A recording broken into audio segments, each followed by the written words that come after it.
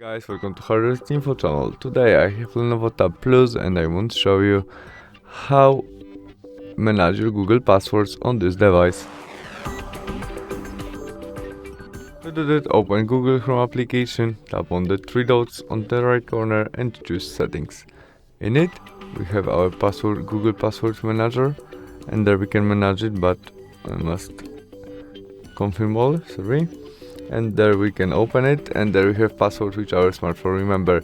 Maybe to our Netflix account. To manage it, press on it, but when you don't have any screen look, you must add it. We do this fast. Maybe we make a pattern look screen, confirm by done, and thereafter we enter our look screen. We get connect to our password which our smartphone remember. In this part you can copy our email, copy our passwords, or after we press on edit we can edit all and edit some notes. But remember, when you change something you must press save. You can also share these passwords by this icon, or we can delete passwords which our smartphone remember by delete and confirm by delete passwords. And that's all. Thanks for watching, see you soon, bye.